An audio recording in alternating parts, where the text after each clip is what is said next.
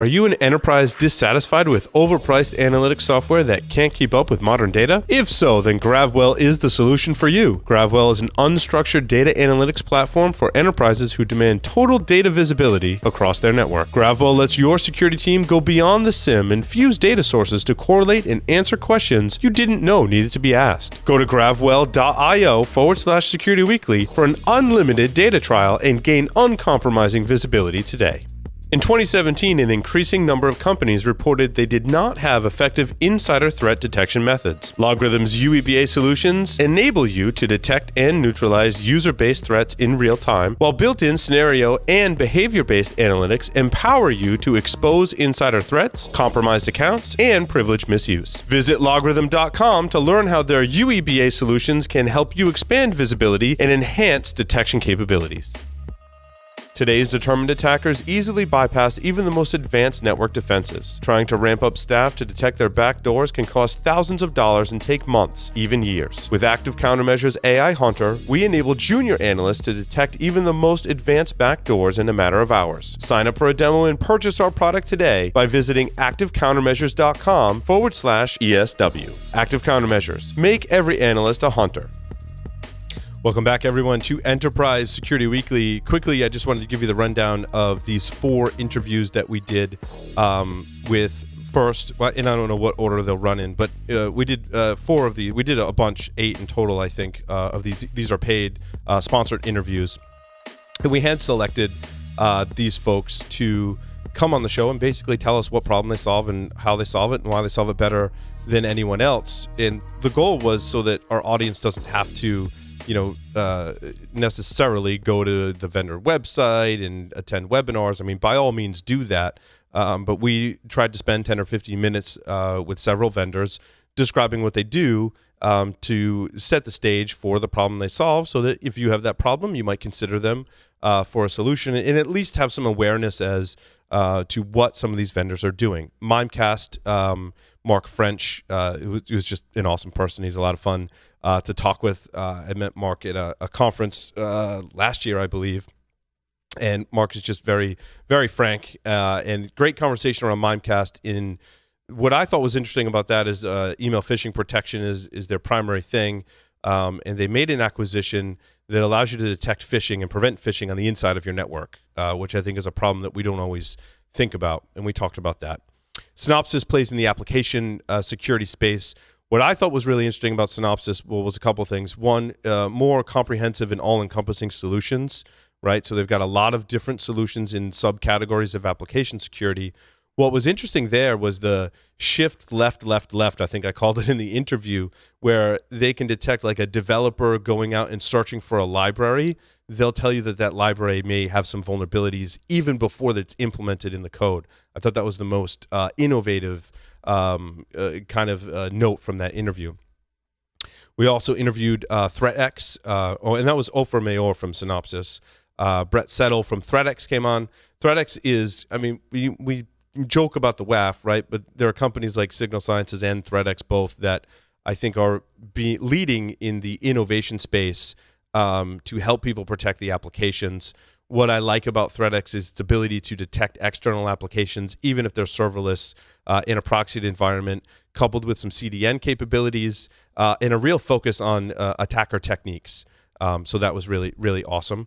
The last one is Willie Leichter from Versec, along with, I don't remember the person's name from Raytheon, but basically when we talk on the show about all these wacky attacks that are jumping air gaps and the latest one was like, emissions from the screen can be used to detect what your password is, like all these crazy things that we think never happen in the wild. Willie and a representative from Raytheon said, no, they happen. And the Versec solution is what they call endpoint security, but targeted at your application servers, not your end user desktops. I thought that was a unique approach as well. Julian Zadi was from Raytheon and was a practitioner who was doing incident response in some of these really kind of fringe cases that use some of these advanced techniques and notice them in the wild. So all 4 of those short interviews will air next. So stay tuned. We'll see you all next week.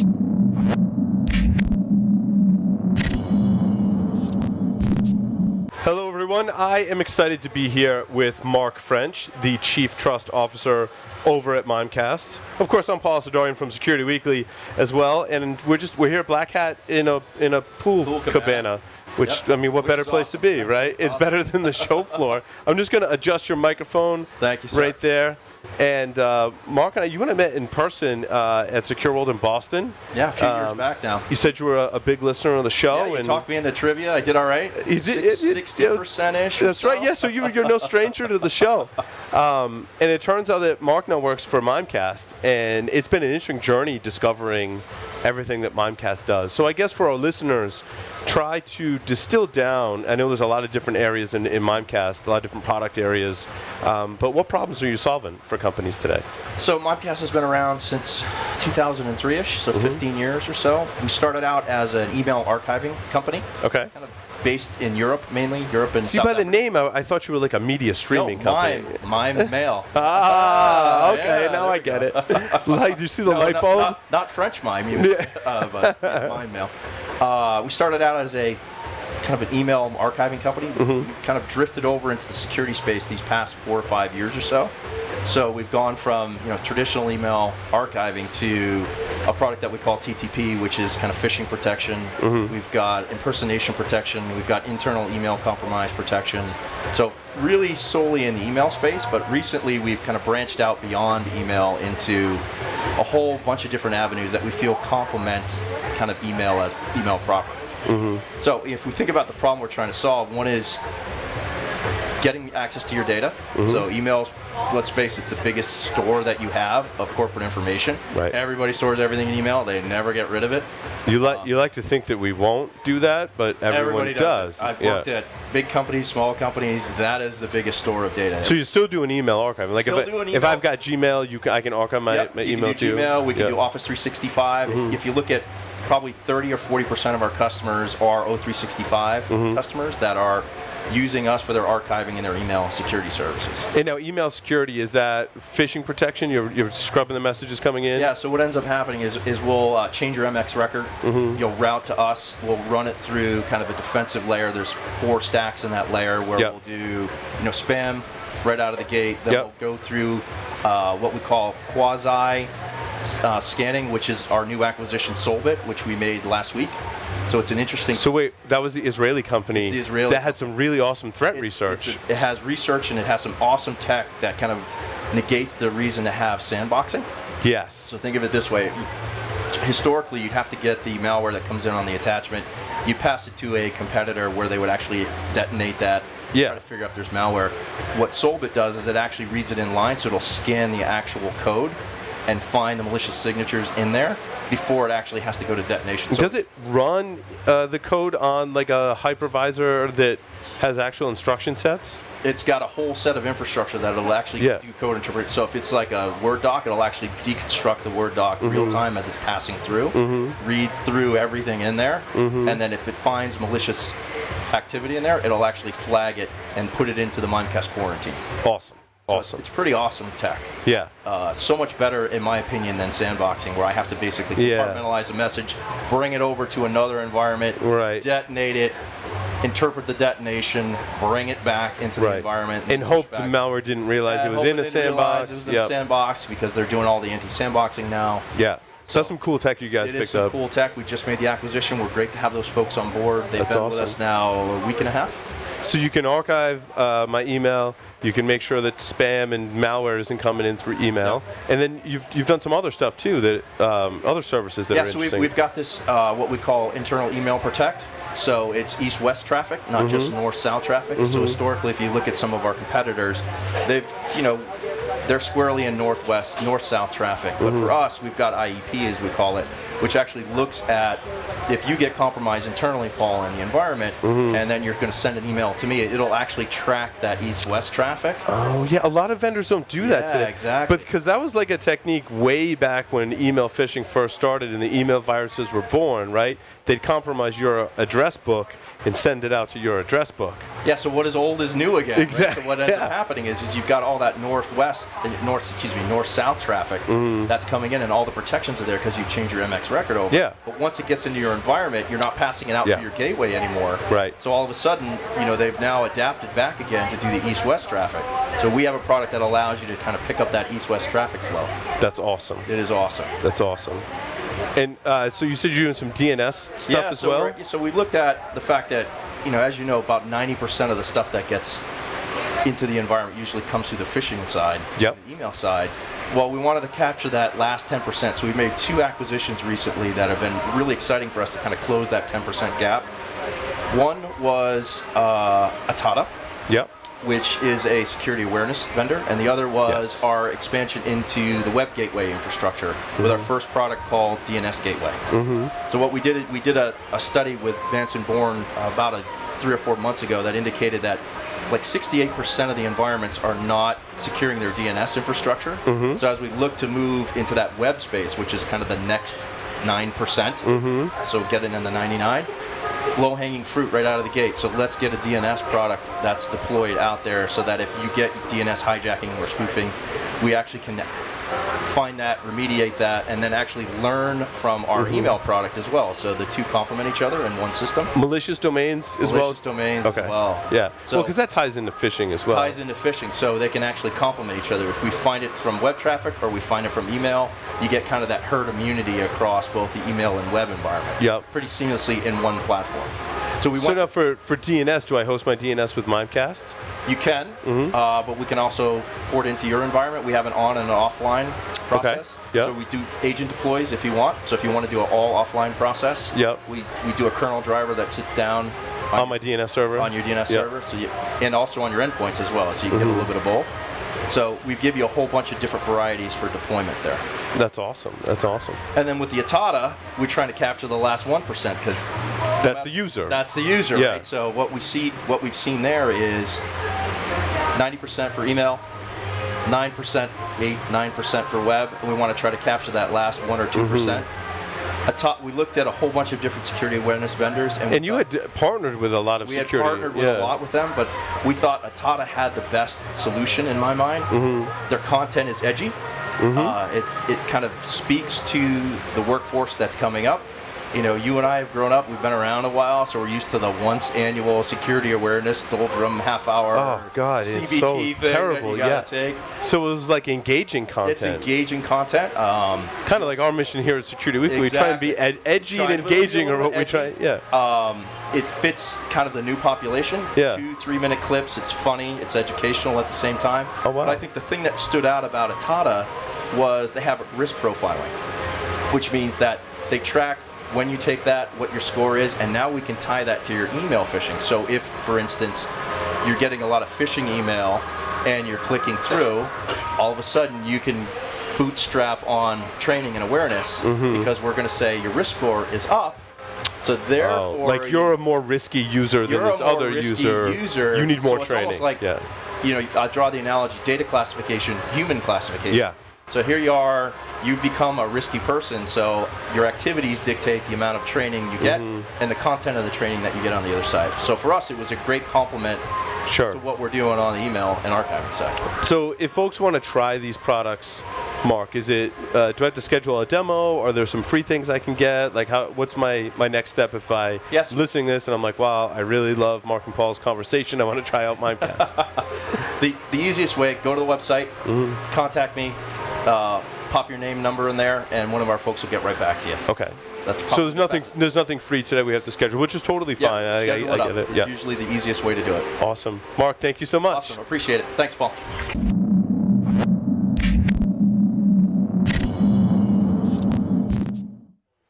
Welcome, everyone, to our Black Hat interview series. It's really nice to be here in the pool area. It is. Conducting some interviews. I'm here with Ofer Maor. Did I get that right? You got it right. Yes. He's the Director of Solutions Management for Synopsys. Welcome. Thank you for having me. So I wanted to start, Ofer, and talk about what problems you solve. And I know you have many different products in a kind of a suite of solutions for customers, but what are some of the problems that you're solving for customers today? So We've built in Synopsys a comprehensive portfolio for anything that our customers may need around their software security. So it goes all the way from the top, helping with their program management, helping them build the processes, and down to different tools and managed services that we can help them with. So anything like dynamic analysis and static analysis and open source analysis. So pretty much everything in this space. So basically help. So those are the three areas, right? So you've got a dynamic analysis tool, you've got a static source code analysis tool, and then you've got the open source component, which I love, where you can kind of scour out and look at my open source libraries that I'm using and tell me about vulnerabilities or licensing issues, right? And that was through acquisition, of course. Yeah, and so the way we see it, right, when you build your software, there's your proprietary code, which you need to test, of course, to find the vulnerabilities your developers are creating. And then there's all the open source you're using, which you need to see that you don't bring anything bad. Right. And then you put it all together and you want to see how it runs. And that's where the dynamic analysis comes into play. So basically, through the different types of technologies, we're able to help our customers throughout the entire life cycle in creating code that's more secure and to do this more efficiently. And I think some of your differentiators lie in the integrations between those, and you said you had an announcement around that. What is that about? Yeah, so here at Black Hat, we're launching the new version of Seeker. Seeker is our IaaS technology, interactive application security testing, which is basically a new type of dynamic analysis. And the way IaaS works is that we do analysis of your code in runtime, in memory. Think of it maybe a little bit like an automatic debugger, and we can see how the code is really executed. And IaaS really makes a differentiation because it can help you see how the application is running, but at the same time point the developers right back to the line of code where the problem is. And it's a great fit for CI/CD and DevOps with rapid software development. And how is that deployed? Is it like an agent? Is it like a hook into a library, or? Yeah, it's basically an agent that hooks into the runtime environment, if it's your Java or .NET application, and communicates back with a centralized server that you can have either on-premise or in the cloud. It's very lightweight, and one of the cool things that we have with this new release, we've made it even easier for customers to start adopting that. They just don't feel it. You put the agent there, and everything happens in the background. The analysis is done completely in the background. Your developers can just keep on working. Your testing can keep on working. Do they have to compile that into the source code, or is it?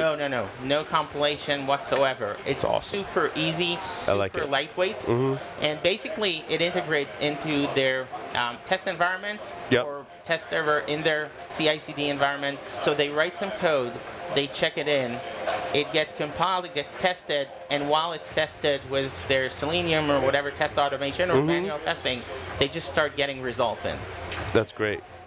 And so tell me about the deployment for like the static analysis tool. Is that in the developer's IDE? Is it binary analysis? Is it at compile time, or do you have an option?